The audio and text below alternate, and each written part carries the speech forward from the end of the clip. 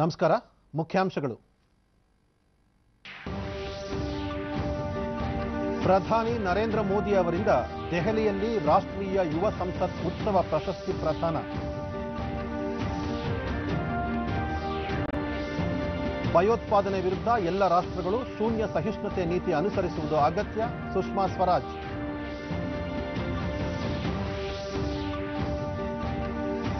ಜಮ್ಮು ಕಾಶ್ಮೀರದ ಗಡಿ ನಿಯಂತ್ರಣ ರೇಖೆ ಬಳಿ ಗುಂಡಿನ ಚಕಮಕಿ. ಶೋಪಿಯಾನ್ನಲ್ಲಿ ಜೈಷ್ ಎ ಮೊಹಮ್ಮದ್ ಸಂಘಟನೆಯ 2 ಭಯೋತ್ಪಾದಕರ ಹತ್ಯೆ. ಬಂಡೀಪುರ ಅರಣ್ಯ ಕಾಡ್ಗಿಚ್ಚು.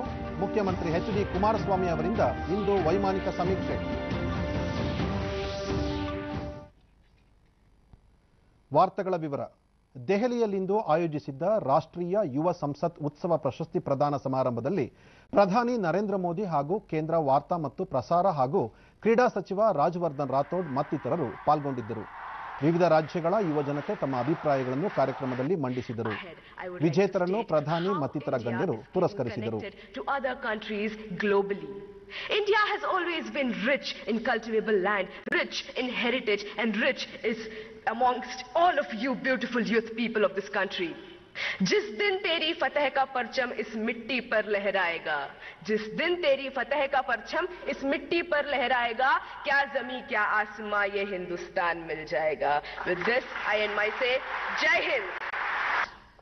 Culturally, where India enjoys an amazing variety of language, religion, belief and faith system, there we also see that people fight to prove their culture above all. But ladies and gentlemen, in praise of diversity, let's not forget our similarity and remind the preamble, we the people of India. It's high time that we connect and stand united till the time we feel geographically loved, economically interdependent and culturally trusted.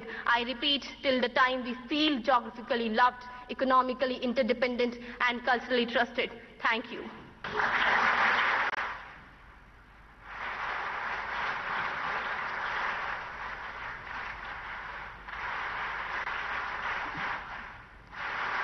ಇದೇ ವೇಳೆ Khelo India mobile app ಅನ್ನು ಬಿಡುಗಡೆ ಮಾಡಲಾಯಿತು. और ये देखिए, इस app के खास फीचर्स आप देख सकते हैं. खेल के नियम, खेल के मैदान, सुविधाएं, फिटनेस की जानकारी, सब कुछ आपकी हथेली पर. ये जो कम्युनिकेशन है, ऑरेटरी दैट ಬಳಿಕ ಪ್ರಧಾನಿ ಇಂದು ನವಭಾರತದ ಒಂದು ಹೊಸ ಆಯಾಮ ಅನಾವರಣಗೊಂಡಿದೆ. ಈ ಕಾರ್ಯಕ್ರಮದ ಸಾಧಕ ಬಾಧಕಗಳನ್ನು ವಿಶ್ಲೇಷಿಸಿ ಸಲಹೆ ಅಭಿಪ್ರಾಯಗಳನ್ನು ಸೂಚಿಸುವಂತೆ ಯುವಜನರಿಗೆ ಕರೆ ನೀಡಿದರು. ಸಂಸತ್ತಿನ ಭವಿಷ್ಯ ಇಲ್ಲಿಯೇ ರೂಪುಗೊಳ್ಳಲಿದೆ, ಹೀಗಾಗಿ ಯುವಜನರು ಇದರ ಸಂಪೂರ್ಣ ಪ್ರಯೋಜನ ಪಡೆಯಬೇಕು ಎಂದರು. जो समाज के मुद्दों पर सही तरीके से सोच करके समाज को अपनी बात बताते हैं तो समाज का मन बनाने में बहुत बड़ा रोल कर सकते हैं जी. और इसलिए ये अपने आप में ये प्रयोग ग्रासरूट लेवल पर एक सशक्त संरचना खड़ी करने की दिशा में हमारा नम्र प्रयास है.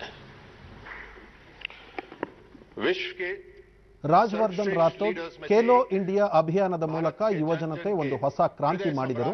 ದೇಶವನ್ನು ಸಿದ್ಧಿಯೆಡೆಗೆ ಕೊಂಡೊಯ್ಯಲು ದೇಶದ ಯುವಜನತೆ ದೊಡ್ಡ ಸಂಕಲ್ಪ ಮಾಡಿದ್ದಾರೆ ಎಂದರು. सबसे बड़ी जो खुशी की बात है, 31 दिसंबर 2017 को जो विजन रखा गया, उस विजन को आज पूरा होते देख, कल आपके मुकाबले देख और आज यहां उपस्थित आपको देख और आपके बीच में प्रधानमंत्री मोदी जी को उपस्थित देख, यही हमारी सबसे बड़ी आज की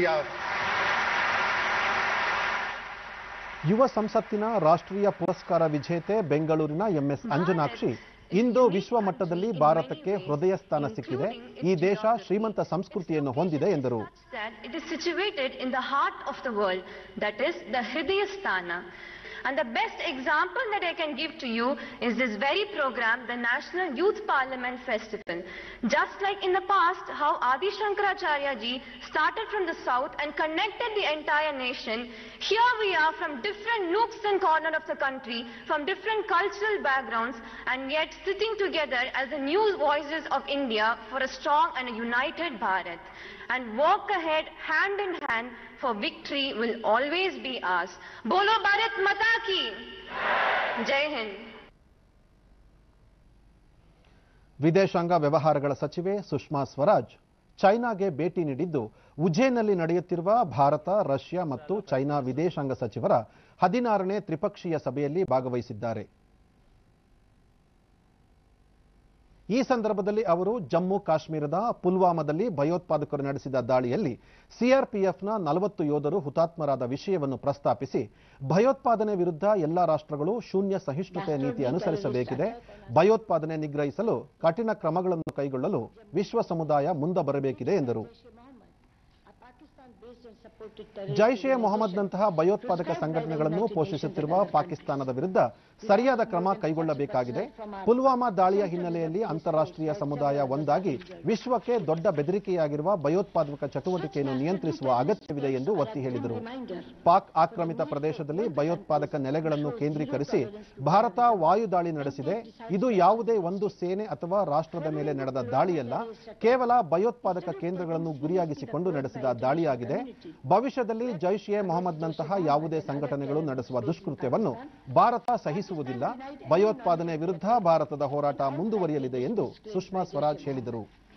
In the light of continuing refusal of Pakistan to acknowledge and act against terror groups on its territory, and based on credible information that Jaish-e-Mohammed was planning other attacks in its various parts of India, Government of India decided to take preemptive action.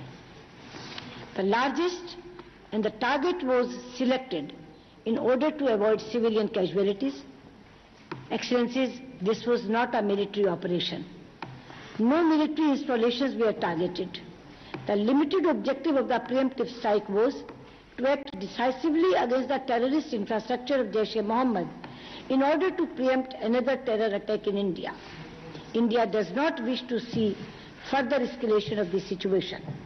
India will continue to act with responsibility and restraint.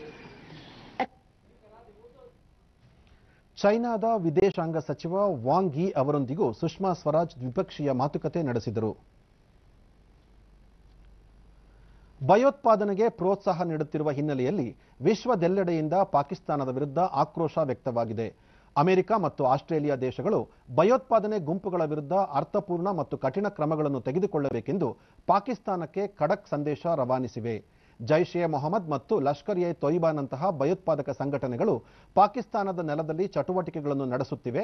ಇಂತಹ ಸಂಘಟನೆಗಳ ವಿರುದ್ಧ ತುರ್ತಾಗಿ ಮತ್ತು ಸೂಕ್ತವಾದ ಕ್ರಮಗಳನ್ನು ಜರುಗಿಸುವಂತೆ America ಮತ್ತು Australia ಪಾಕಿಸ್ತಾನಕ್ಕೆ ಎಚ್ಚರಿಕೆ ನೀಡಿವೆ.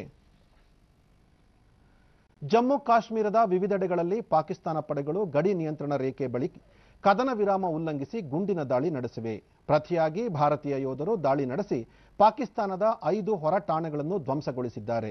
ಈ ದಾಳಿಯಲ್ಲಿ ಭಾರತದ 5 ಯೋಧರು ತೀವ್ರವಾಗಿ ಗಾಯಗೊಂಡಿರುವ 2 ಯೋಧರನ್ನು ಸೇನಾ ಆಸ್ಪತ್ರೆಗೆ ದಾಖಲಿಸಲಾಗಿದೆ. ಈ ದಾಳಿಯಲ್ಲಿ ಪಾಕ್ ಸೇನೆಯ ಹಲವರು ಗಾಯಗೊಂಡಿದ್ದಾರೆ. ನಾಗರಿಕರ ವಸತಿ ಪ್ರದೇಶಗಳನ್ನು ಗುರಿಯಾಗಿರಿಸಿಕೊಂಡು ಪಾಕಿಸ್ತಾನ ಪಡೆಗಳು ಶೆಲ್ ಹಾಗೂ ಗುಂಡಿನ ದಾಳಿ ನಡೆಸಿದವು.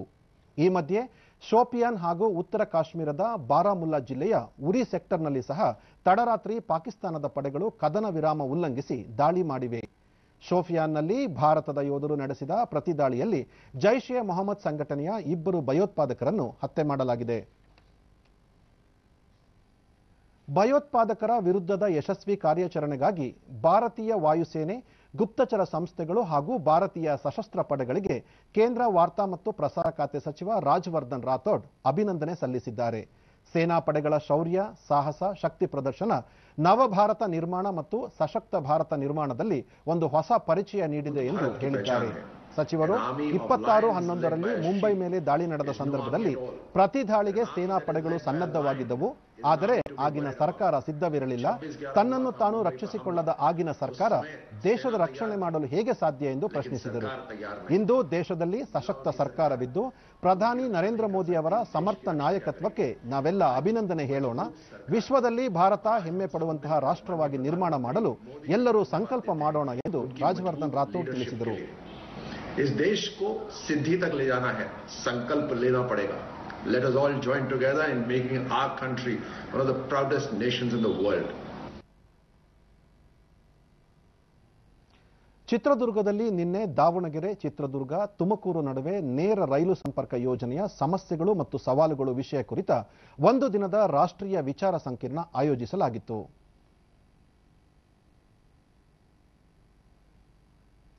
ಕೇಂದ್ರದ ಮಾಜಿ ಸಚಿವ ಸಂಸದ ಜಿಎಂ ಸಿದ್ದೇಶ್ವರ್ ಈ ರೈಲು ಮಾರ್ಗ ಯೋಜನೆಗೆ ಕೇಂದ್ರದಿಂದ ಯಾವುದೇ ಅಡಚಣೆ ಇಲ್ಲ, ರಾಜ್ಯ ಸರ್ಕಾರದಿಂದಲೇ ಈ ಯೋಜನೆಗೆ ವಿಳಂಬವಾಗಿದೆ. ಯೋಜನೆಗೆ ಸಂಬಂಧಿಸಿದಂತೆ ಭೂಸ್ವಾಧೀನ ಪ್ರಕ್ರಿಯೆ ನಡೆಯುತ್ತಿದ್ದು ಕೇಂದ್ರದಿಂದ ಅನುದಾನ ಮಂಜೂರಾತಿ ಮಾಡಿಸಿಕೊಡಲಾಗುವುದು. ಅದೇ ರೀತಿ ಯೋಜನೆಗೆ ರಾಜ್ಯದ ಸಹಕಾರ ಕುರಿತಂತೆ ಮುಖ್ಯಮಂತ್ರಿಗಳನ್ನು ತಾವು ಭೇಟಿ ಮಾಡಲು ಸಿದ್ಧ ಎಂದರು.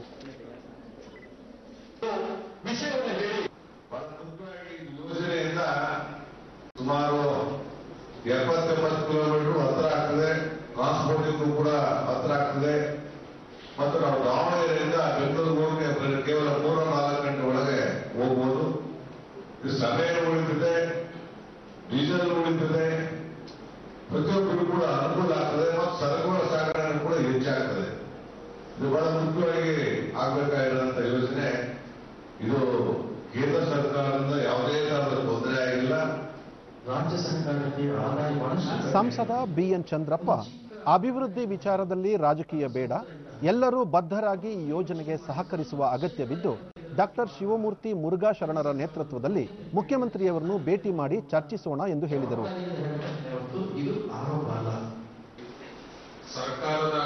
ಡಾಕ್ಟರ್ ಶಿವಮೂರ್ತಿ ಮುರುಘಾ ಶರಣರು ಮಧ್ಯಮ ಕರ್ನಾಟಕದ ಸಮತೋಲನಕ್ಕಾಗಿ ಎಲ್ಲ ಪಕ್ಷಗಳು ಪಕ್ಷಾತೀತವಾಗಿ ಹೋರಾಟ ನಡೆಸಬೇಕಿದೆ ಎಂದರು.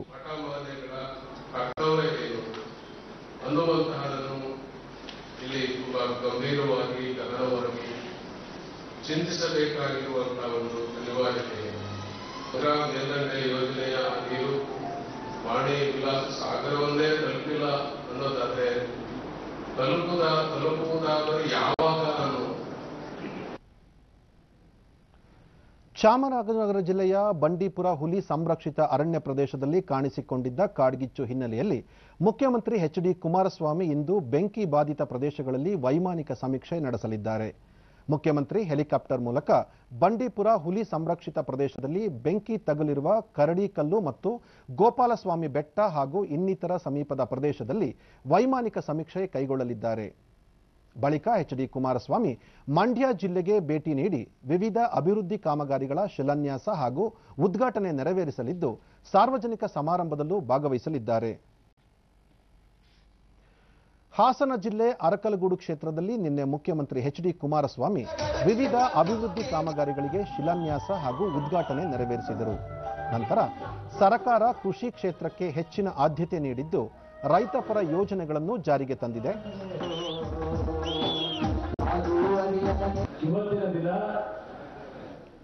ರೈತರಿಗೆ ಶಕ್ತಿ ತುಂಬುವ ಉದ್ದೇಶದಿಂದ ನೀರಾವರಿ ಯೋಜನೆಗಳಿಗೆ ಚಾಲನೆ ನೀಡಲಾಗಿದೆ ಎಂದರು. ಅರಕಲಗೂಡು ಕ್ಷೇತ್ರದಲ್ಲಿ 1,500 ಕೋಟಿ ರೂಪಾಯಿಗೂ ಅಧಿಕ ಮೊತ್ತದ ಯೋಜನೆಗಳಿಗೆ ಚಾಲನೆ ನೀಡಲಾಗಿದ್ದು ಆರ್ಥಿಕ ಇಲಾಖೆ ಅನುಮತಿ ಪಡೆದು ಇವುಗಳನ್ನು ಪ್ರಾರಂಭ ಮಾಡಲಾಗಿದೆ ಎಂದು ಹೇಳಿದ ಮುಖ್ಯಮಂತ್ರಿ ರಾಜ್ಯದ ಎಲ್ಲ ಜಿಲ್ಲೆಗಳ ಅಭಿವೃದ್ಧಿಗೆ ಸಮಾನ ಆದ್ಯತೆ ನೀಡಲಾಗುವುದು ಎಂದರು. ನಮ್ಮ ಗ್ರಾಮೀಣ ಪ್ರದೇಶದ ಹಲವಾರು ಹಳ್ಳಿಗಳ ಕೆರೆಗಳನ್ನು ತುಂಬಿಸ್ತಕ್ಕಂಥ ಮತ್ತು ಶುದ್ಧ ಕುಡಿಯುವ ನೀರನ್ನ ನಿಮ್ಮ ಹಳ್ಳಿಗಳಲ್ಲಿ ಕೊಡ್ತಕ್ಕಂಥ ಒಂದು ಯೋಜನೆಗಳಿರ್ಬೋದು, ಕೃಷಿಯ ಚಟುವಟಿಕೆಗೆ ಇವತ್ತು ಕಾರ್ಯಕ್ರಮವನ್ನು ಕೊಡ್ತಕ್ಕಂಥ ನೀರಾವರಿ ಇಲಾಖೆಯ ಸಾವಿರಾರು ಕೋಟಿ ರೂಪಾಯಿಗಳ ವೆಚ್ಚದ ಯೋಜನೆಗಳಿಗೆ ಇವತ್ತು ಚಾಲನೆಯನ್ನು ಕೊಟ್ಟಿದ್ದೇವೆ. ಭಾರತ ಮತ್ತು ಪ್ರವಾಸಿ ಆಸ್ಟ್ರೇಲಿಯಾ ತಂಡಗಳ ನಡುವೆ ಬೆಂಗಳೂರಿನ ಎಂ ಚಿನ್ನಸ್ವಾಮಿ ಕ್ರೀಡಾಂಗಣದಲ್ಲಿ ಇಂದು 2ನೇ ಹಾಗೂ ಅಂತಿಮ 2020 ಅಂತಾರಾಷ್ಟ್ರೀಯ ಕ್ರಿಕೆಟ್ ಪಂದ್ಯ ನಡೆಯಲಿದೆ. ಸಂಜೆ 7ಕ್ಕೆ ಪಂದ್ಯ ಆರಂಭವಾಗಲಿದೆ.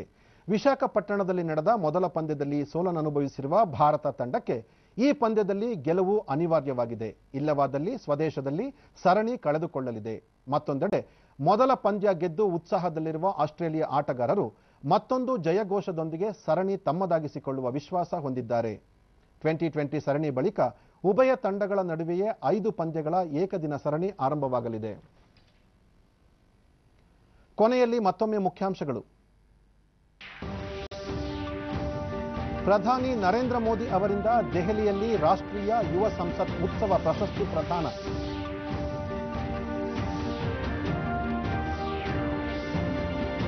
ಭಯೋತ್ಪಾದನೆ ವಿರುದ್ಧ ಎಲ್ಲ ರಾಷ್ಟ್ರಗಳು ಶೂನ್ಯ ಸಹಿಷ್ಣುತೆ ಅನುಸರಿಸುವುದು ಅಗತ್ಯ, ಸುಷ್ಮಾ ಸ್ವರಾಜ್.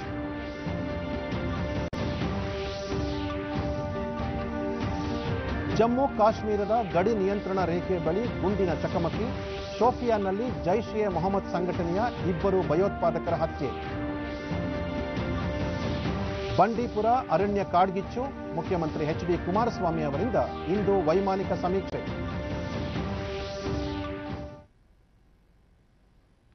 ನಮ್ಮ ಮುಂದಿನ ವಾರ್ತಾ ಪ್ರಸಾರ ಮಧ್ಯಾಹ್ನ 1 ಗಂಟೆಗೆ ಚಂದನದಲ್ಲಿ. ನಮಸ್ಕಾರ.